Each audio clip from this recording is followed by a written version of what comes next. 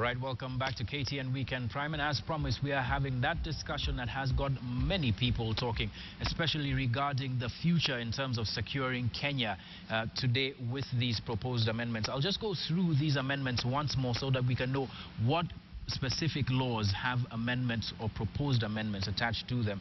And the first one, of course, is the Public Order Act, and we've got the Penal Code coming second, the Extradition, Contiguous and Foreign Countries Act, the Criminal Procedure Act, Criminal Procedure Code, the Registration of Persons Act, the Evidence Act.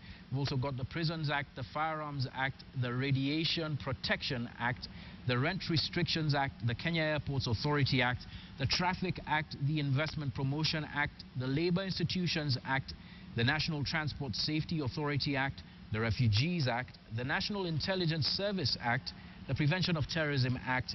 We've also got the Kenya Citizenship and Immigration Act, the National Police Service Act, the Civil Aviation Act, and the Public Benefit Organization Act. That one's not on the wall there, but it is part of the memorandum that is up for amendment. And in studio to discuss this, we, like I mentioned, have got three guests who know quite a lot about these acts. Sitting right next to me here is Member of Parliament for Kikuyu, Mr. Kimani Ichung'wah. Thank you very much for joining us. Thank you. Right next to him is Abdikadir Aden. He's a Member of Parliament for Balambala constituency in Garissa County. And right at the far end, we've got Muthoni Wanyeki from Amnesty International Regional Director. Thank you very much for joining us tonight, Muthoni. Now, I'll start with you, Kimani, because you are among the people who are proposing that this bill be passed with amendments or without. Let's just start there. With amendments or without?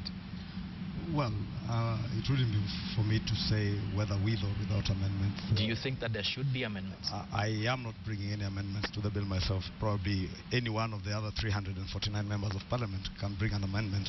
Yeah. And depending on the merits and demerits of that amendment, would support or not support depending on the gist of the amendment. Okay, a lot of the people who are asking for amendments or the shelving of the bill altogether say that, number one, it is almost a direct attack on the Bill of Rights, specifically rights like rights to fair trial, privacy rights, rights from freedom from torture, for instance, with the Prevention of Terrorism Act. Those kinds of rights are directly being affected. Why aren't you looking at this and thinking about it within that wider context? Well, my very plain reading of the amendments that have been proposed in all the acts that are being touched on, I have not seen a single amendment that is an affront on the Bill of Rights as it is in the current constitution, and therefore for me, I have seen a lot of politicking, unnecessary politicking. All right, let me give you an example of one that a lot of people have read, apart from the ones that affect us. Let me start with the NIS Act, where upon the orders of the Director General, in covert operations, members or officers from the NIS can pretty much do anything, record anything, get any information, or do anything. In fact, the word anything is repeated about 4 times in that act, in the pursuance of their objectives in the prevention of national security threats. Doesn't that sound to you like something that is far too general to not attack the Bill of Rights? I think we are simply stretching our imagination too far. But I think in covert operations, basically, is in operations that have got to do everything with securing our country. And really, the reading of the literal meaning of anything, to me, would be someone stretching your imagination too far. And you've got to interpret the amendment or the proposed amendment in the context in which it is proposed. But that's just it. It's not interpreted. It's far too general, with anything being the word that is left there with regards to what exactly the mandate of officers are. I'm avoiding going into the specifics because I lack the benefit of reading what you are reading unless I consult my... All right, we'll bring it up on the wall just now so that everybody can have the benefit. But let me move on to you, Bwana Aden. Same question. What specifically for you are the amendments that need to be brought to the Security Laws Amendment Bill? Thanks, John Allen. I think, in my view, on the onset, I will say that this is a bill that is a direct onslaught on the Bill of Rights, as it is in the Constitution. Indeed, it's unfortunate that this bill is seeing this level of Parliament, level of, third reading. This bill should have died right after it was on the floor of the House, because this particular bill right, beginning from clause 5, which is probably the main substantive clause, right on there. My colleague doesn't need to go very far. It starts the onslaught on free assembly, for example, whereby Kenyans have fought very hard for very many years to gain the freedom for them to be able to express themselves as they so wish, to go out there and assemble as they wish. But unfortunately, that particular clause, which is a beginning clause, starts with an onslaught on which is protected under the Bill of Rights, and denies Kenyans that freedom now, whereby now the Cabinet Secretary, which is the executive now, needs to give that license for them to go and do their free assembly, whereby even the place where they will assemble, even the time when they will assemble, all these issues are prescribed, just like doctors prescribe medicine. Yeah. So this is, again, an issue that really cuts on our freedom, and I think that's right. Muthoni, Amnesty International and Human Rights Watch are looking for at least amendments or the shelving of the bill specifically. Well, we would like it shelved so that due process, constitutional process, can be followed in the first instance with regards to the need for public participation in general, but also with regards to the need that if any amendments are to be made to the Bill of Rights, the Constitution requires a referendum. This substantially affects the Bill of Rights. Rights of privacy, rights of assembly and association, rights of expression, right to information, and these are not minor changes to sort of tidy up the sort of security architecture or make it easier for the security services to do their work. They are far-reaching and substantial, and like the colleague here has said, take us back in terms of many of the reasons that the security services were designed the way they were under the new constitutional dispensation. True, but there are 22 laws that are being amended. Are there any amendments that you agree with, having read through these amendments? Some of them are harmless, but the ones that are not harmless are so significant that they do require, like I said, in general, the right to public participation, and substantively the right to a referendum if the Bill of Rights is to be limited in the way that it proposes that it is. All right, Kimani, you had wanted to chime in with respect to these arguments? Definitely, starting with what my colleague here said in terms of the right to assemble. And I think the amendment that is proposed in clause 5, as is mentioned, does not in any way negate the provisions that are there currently there in the Constitution. And I think it only says if any person who unlawfully convenes, organizes or promotes a public rally meeting or procession or neglects or refuses to comply with any law relating to public meetings commits an offense.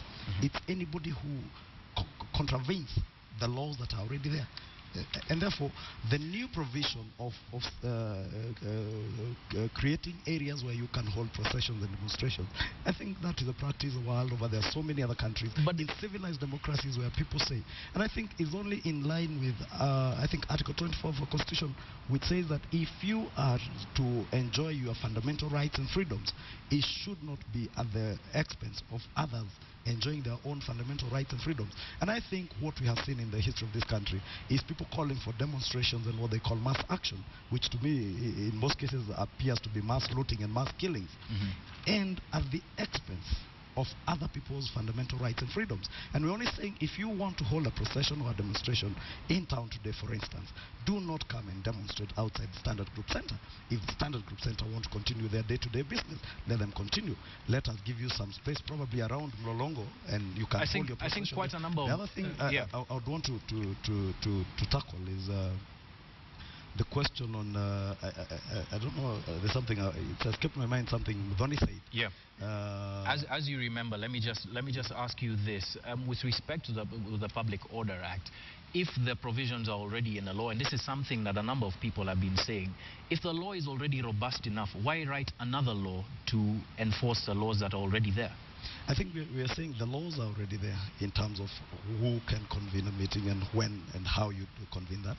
Those laws are already there. Okay. The only right now is that we want to give the minister powers to gazette areas where you can hold such demonstrations, processions and meetings. And I think it's only tidying up a law and order in this country so that we preempt situations where people hold demonstrations.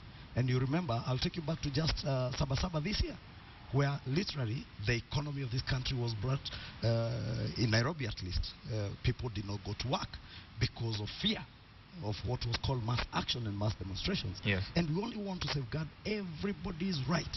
If I am not party, for instance, to the mass action and demonstrations that our colleagues are calling for, which to me are necessary, let me be able to continue enjoying my fundamental rights and freedoms. All right, but here's another law that a number of people have been raising issues about, the Criminal Procedure Code. And Section 42A, subsection 2 says, prosecution may not disclose certain evidence on which it intends to rely if the evidence may facilitate commission of other offenses, if the evidence is sensitive and not in the public interest to disclose, or see where there are grounds to believe that disclosing such evidence might lead to an attempt to being improperly made to pursue a witness or to make a statement retracting his original statement, to change his story, or not to appear in court or otherwise intimidate him. Why would you deny the right, an accused person the right to see the evidence that you have against them? I think for me, really, John, that's truly common sense. If honestly, I am a suspect, and giving me certain information will be prejudicial to the investigations of the case on the part of the prosecution, I think we should allow, and this is in relation more so with terrorism. All right, let me give you an example in terms of terrorism. In, yes. 2010, there are a number of Kenyans, about 10 of them, who were renditioned across the border to Uganda. And they claimed that they had been tortured, but their original statements didn't say that. So now, if they are denied certain evidence with respect to their having been tortured and needing to change that statement later on in court, isn't that prejudicial to their own rights? Who would be giving them evidence in terms of being tortured? The evidence of torture should actually come from them. But you are the one claiming to have been tortured. The people who are claiming to have tortured often are agents of the state. 1980s Nyayo House, we know the story. If someone is the one torturing you, to adduce evidence that you indeed I tortured this person. All right, Muthoni, you want to jump in? I just think it's unfortunate that our colleague doesn't seem to understand what fair trial standards are. These are standards that are endorsed by the African Union under the new guidelines on pretrial detention, on fair trial. It is criminal procedure around the world that a suspect has the right to every piece of evidence that the prosecution holds against them. The burden of proving the crime, the burden is on the prosecution. Any accused person has the right to the full scope of evidence against them so that they can raise their case. This is normal procedure everywhere around the world and protected in African norms and standards as well as international norms and standards, let alone our own constitution. Right. And I think John Alam, I think, again, we are stretching our imagination too far, because we're not saying that every other accused person will be denied what would be evidence to them. We're only saying that if that, whatever information you want will be prejudicial to the case or ongoing investigations, then the prosecution has that right and that recourse in law to go to court and show cause as to why they cannot adduce that evidence to you. And we're not saying it's blanket condemnation that everybody will be denied. If the prosecution has their case, they have their case for denying you that information, if it would be prejudicial, and especially so, and I would really plead with my colleagues, especially when it touches on human life and the loss of human life in acts of terrorism, because these are the basic simple things that we are confronted with in this country today, that you will divulge information to a suspect, probably of investigations that are ongoing, prejudice other people's lives. And we're only saying you have that opportunity in court to be able to argue out your case as a prosecutor, that if I give this evidence to John Allan Namu, it will be prejudicial. And the suspect also has the opportunity in court. Therefore, nobody is being denied any right. But there are, like Muthoni had mentioned, norms that we have abided by for a number of years. For instance, the declarations that we have signed, the UN declarations that we have signed in terms of torture, and those kinds of things could be prejudicial. Just let's give Abdikadir a chance before he come back. John Allan, thank you. And I think, as my colleague here has said, the issue of fair trial is protected under the Constitution. So all that we are saying about the evidence being made available to the person being prosecuted is a right enshrined in the Constitution, in addition to the other laws that Kenya abides to. So I just want to move on from that one, because I think Muthoni has fairly but actually, executed that one. before you move on, he actually does make a point with regards to terrorism. Yes. In that the nature of the crime of terrorism is such that, aside from it being emotional, there are certain ways in which perhaps terrorists communicate that if, for instance, a prosecutor had evidence in court of, and I'm just hypothesizing here, and publicized it, that perhaps could be passed along to other terrorists outside of the courtroom in terms of encoded messaging, that kind of thing. You know what? There are judicial safeguards on any kind of trial, including trials for organized crime such as terrorist acts. Yeah. Judicial safeguards and judicial procedure would allow for information of the kind that he said that may be damaging to be disclosed, but to be disclosed under certain circumstances or in front of a judge or under certain conditions and so on. There's nothing that is extra needed to deny the right of disclosure. And one of the sub-clauses that we're concerned about as Amnesty, as all the colleagues within the human rights movement, is that it says any other justifiable cause. Now, what's justifiable? And again, it brings up the issue of the way in which some of these amendments have phrased are so broad that one can imagine complete abuse if they were to Kimani, I think that's something that we need to address, because at least in these six laws, and also in quite a number, there is a number of people have argued a lack of specificity. Like, I'll go back to the NIS Act. The word anything, really, especially in the context of where Kenya has come from, can mean anything. I'm glad, John Allen, that Muthoni is actually using the word imaginable, because that's all it is, imaginable. But it's not really a stretch considering where we've come from, Kimani, and I think that's something that we need to accept. It's only that we are only trying to judge where we are going based on where we're coming from. And I think the President did put it very clearly on Jamhuri Day, that if there's anything imaginable, as they put it, that you imagine would be overstretched by anybody, I think it's only right for them to propose the amendments that they will bring to the floor of the House. And I think what I have been very particular on is the continuous politicization of this issue. And we are all reading politics and nothing else into it. And I think I am waiting for Thursday this week to see what amendment Amnesty International and all the other civil society organizations, including the media, who some of you have also gone overboard in mutilating what is actually not in the proposed amendment. And of course, even our colleagues and the President also did tell them, other than shouting about them out here, let us propose amendments. If you want anything specific, please bring the amendment. We are open to that debate. I think Abdikadir has something to say about this before we move on. Let me say that I don't think my colleagues in Jubilee have any appetite to do any amendments. As he said earlier, that he himself will not be bothered to suggest any. And I think what I just wanted to say, John, is the issue of NIS director giving the authority to an individual, absolute authority to an individual to go and do literally anything. And the last point there says, do anything that he thinks is of the interest of the national interest. What is this anything? Is it extrajudicial killing? Is it torture? But I think the point that Kimani is making, that it's not, the onus isn't just on the people who are proposing the bill, but also you who are not supporting this bill to provide specificity in that regard. We have done that in the various stages of the bill that has been going through. We will continue to do so. Of course, we've got a fight to do on Thursday in terms of amendments to ensure that, first of all unconstitutional issues, which I'm glad the chairman of CIC has pointed out, that there are a number of, as we have pointed out, a number of... But is there a raft of proposals that ODM is bringing? We will bring raft of proposals as ourselves, as individual members of parliament. That is a fact. But let me say this.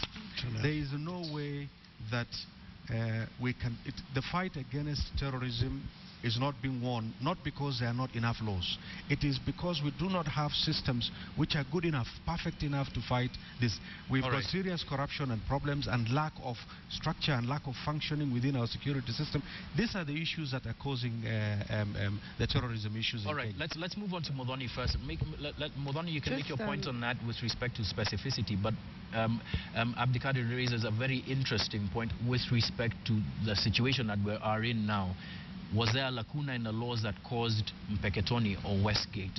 No, and I think in a way it would have been good if we had started the conversation there, because if we look at sort of the reports that have been done on recent security operations. So you look, for instance, at the report of the Independent Police Oversight Authority on the operation in Mpeketoni. You look at the recent International Crisis Group report on operations generally, from Mpeketoni to Kapedo to Eastleigh to Mandera.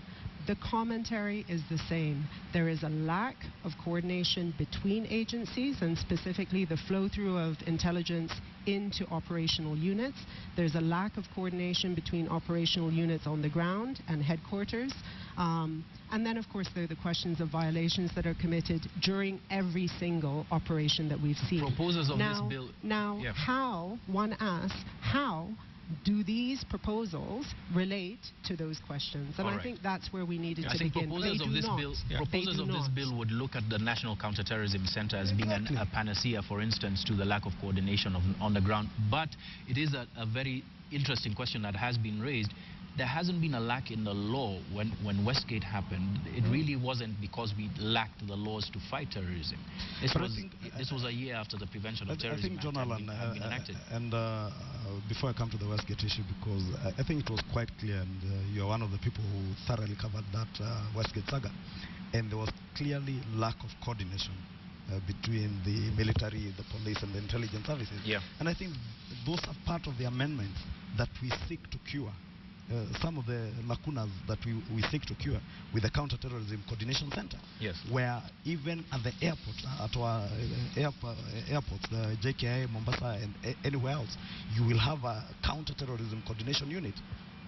And I think that will be cured. But I wanted to take you back to your anything thing, because I've actually found it. And it says that the Director General, on the written authority to, as a member of the service, may authorize any member of the service to obtain any information, material, record, document, or thing, and for that purpose, enter any place or obtain access to anything.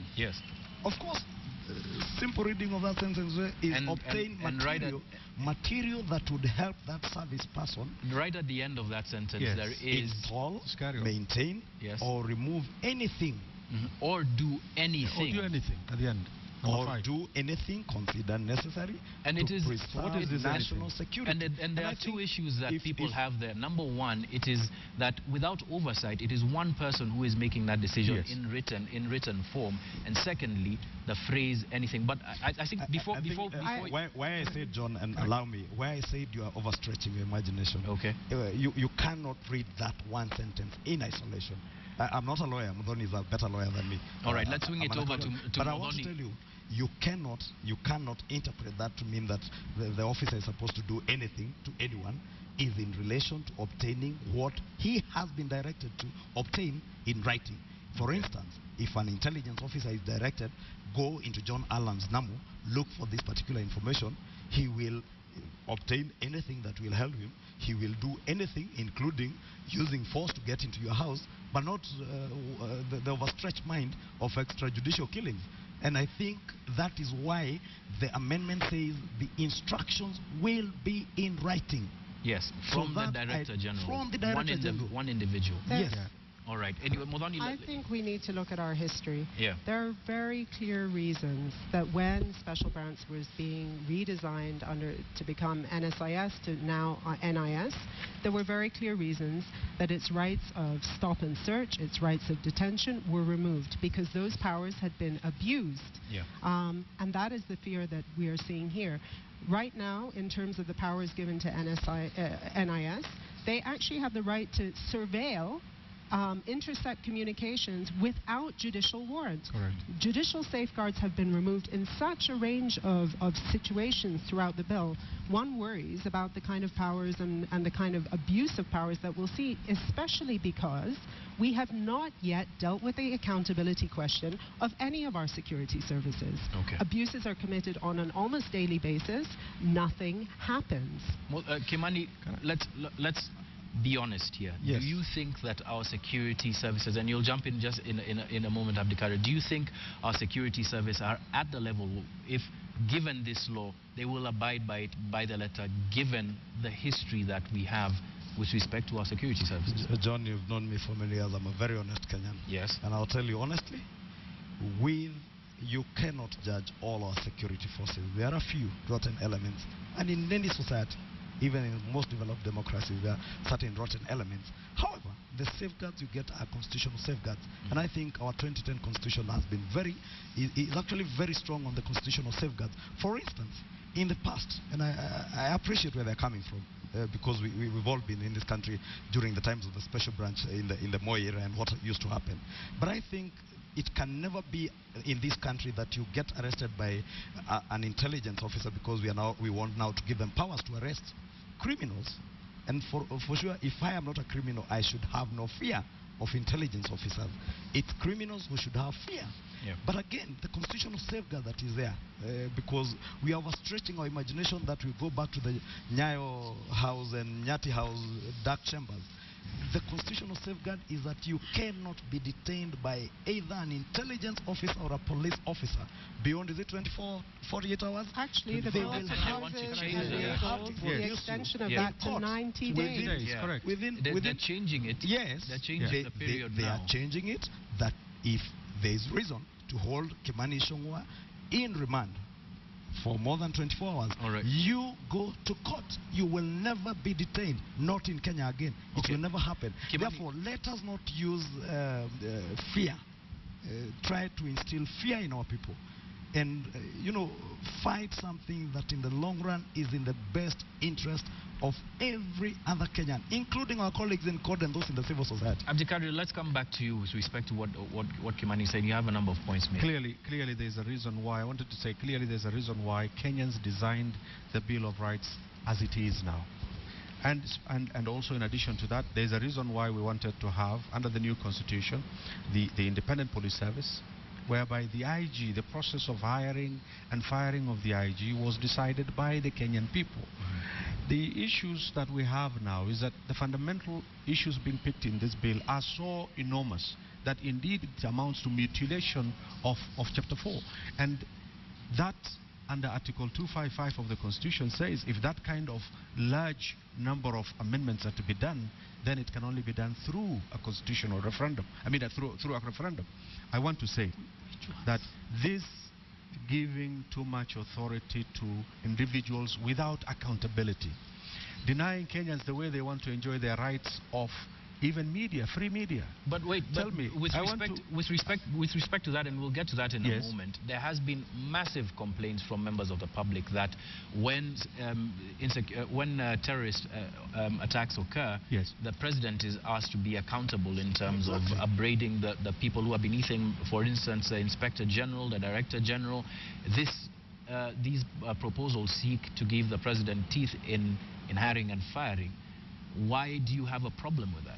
Clearly, there are constitutional experts in this country have voiced that during the time when there was that vacuum. Yes. They said that there is no constitutional obstacle for the president to suggest the removal of the IG.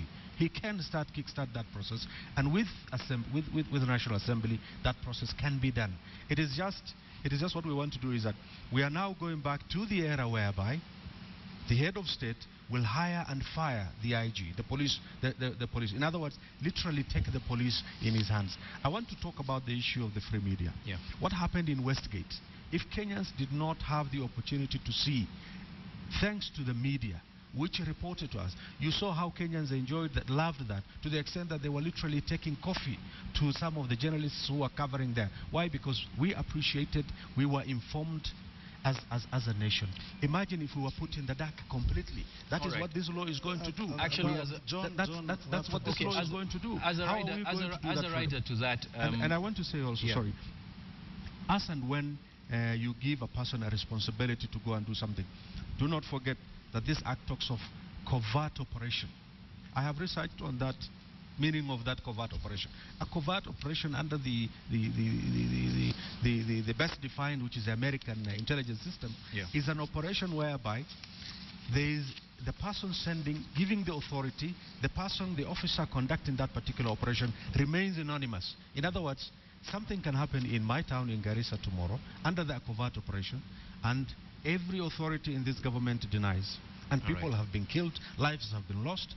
This covert operation thing is going to bring torture back into this country. Okay. I can tell you, General Alam, if this particular bill comes on, Nyayo chambers, these guys may as well start renovating Nyayo chambers, because certainly they are going to take customers there. All right. Now, unfortunately, we're running out of time at this point, but Muthoni, I'll ask you to chime in with respect to what Kimani was saying, and you had a number of points on the same. I wanted to come back to the question about this being a fundamental redesign of the setup of security institutions that was envisaged under the Constitution. He's right. What the net effect of some of the proposals in this list of amendments is to put direct control back in the hands of the presidency and away from the public and away from independent oversight bodies like the National Police Service Commission, like IPOA, like the vetting, public participation in vetting. The DG would be hired directly by the presidency. Although that's not so direct when it comes to the inspector of police, there is the removal of the public vetting, there's the removal of the role of the Senate. That is not what we want. We do not want coordination that is essentially encapsulated in the person of the presidency. We want coordination across the agencies according to their mandate. Do you think that this time that Kenya is in, this period that Kenya is in, where it is facing what it has been called an insurgency, is reason enough to be able to put power back in the hands of the person who people appointed by their votes? Not in this kind of manner, in any way, shape or form. I think what we have been waiting for from the executive is a plan that deals with the drivers of terrorist attacks and not just sort of this kind of heavy-handed approach in terms of operations when something goes wrong. All right. Okay. Grievance has not been addressed. All of these transitional justice issues are still pending that drive people into committing these kind of crimes. All right. I want to say that I come from a region in northern Kenya, and generally even in the coast, whereby we have suffered historical punishments, collateral punishments. Talk of the Wagala massacres, the Garissa massacres of the 1980. And before you continue, there are quite a number of terror. In fact, the burden of terrorism has been most in the northeastern region. Why is it, though, that members of parliament from that region aren't making their own proposals prior to the proposals coming from government as you wind up? Right, we are working we are working on that, but the point I wanted to make is that in that region of northern Kenya and coastal region, where we have seen under the previous regimes, under similar laws, there was punishment, heavy-handed punishments. The people in these two regions are right now very alarmed and panicking because when these laws come back, what we are very sure is that because we are victims of terror ourselves, most of the terror is happening in my hometown, it's happening in the coastal region of Kenya. So whenever something happens, whether it is trauma or loss of life, there is indeed people from that region who are also involved. These particular laws, I can tell you, there is an indication that it is going back to that region. And the region that is going, take it from me today, the two regions which is going to be most hit by these particular laws, particularly the covert operations, particularly those issues targeting the cancellations of citizenship and all this. We are living in a county, Garissa County. We are 400,000 in population. We are hosting 600,000 refugees. When this government says and there is a proposal and to unfortunately, reduce that to 150. Unfortunately, I will have spoken extensively on that issue as well. But when this government says it's going to take on the refugee issue head-on, for example, going to catch them, to do this, to do that, we are a minority, the Kenyan Somali citizens in Garissa, for example, county. And I'm just taking that as an example. All right. In that, you're going to have to wind up now. Yeah. the collateral damage which is going to happen to the common citizen, it is going to be so punitive, and under a law which does not take this officer who is doing into any account, who can go into any place, including my own house, including to the churches, mosques, and even install CCTVs and cameras, even in our own houses. Take away literally everything. Looting is not going to be, cannot be ruled out. Okay. On a police force that consistently, whether it is an international reports or local reports that have shown is very corrupt. Fine. Point made. Let's go to you, Kimani. As you wind up, I know you have quite a number of issues. Let's try and get through them as quickly as we can. Actually, mine will be very simple. I think listening to my two colleagues here, especially my good friend Aden here, they're dwelling on generalities and imaginations, and I have not heard them point on anything specific, even in that Bill of Rights, that is being contravened by any particular amendment. I think the right of privacy. I can be able to point to all of them. His imagination when he says that you're going to install CCTV cameras in people's homes. Yes. And I think all that government seeks to do is to get to know whether Aden and his colleagues are with us and the rest of Kenyans, or they're working with the terrorists. All right. As you wind up, Kimani, in fact, that's a good way to wind up. This with us or against us. When you make proposals to be able to know what is happening inside mosques and churches, because it has been clear that people are hiding arms that are killing Kenyans in places of worship, and this is what these amendments are talking about. And I think there is nothing imaginable like they want to stretch their imagination. And they want to thrive on instilling fear and intimidating Kenyans. Right. And I want to encourage Kenyans to support the government to deal decisively with the question of terrorism and insecurity in this country. And I think the President put it very well. These are not ordinary times. These are extraordinary times that need extraordinary measures. And we cannot have our cake and eat it at the same time. Either you are with Kenyans in fighting terrorism and crime in this country, or you are actually with the terrorists. It's as simple as that for All right. Kimani, thank you very much. It's not that simple. We are pro-human rights. We are pro the human rights of all Kenyans, including the security of all Kenyans. We want security to be dealt with in a manner that is appropriate and constitutional. Okay, fine. I'm sorry, Abdikadir. We can't. You're going to have your time in the National Assembly and to be able to elucidate your points. Kimani, of course, that discussion will be going on. Let's hope there are some amendments that are brought, and that the proposers of this bill will be open to amendments that seek to help all Kenyans. Thank you very much for joining us, Kimani Ichung'wah, as well as Abdikadir Aden and Muthoni Wanyeki. We're going to keep on and keep at this discussion, we promise, here at KTN until Kenyans feel fully addressed and fully educated on this issue. Right now, Checkpoint has to take a short break. We'll be back with the rest of the news on KTN Weekend Prime.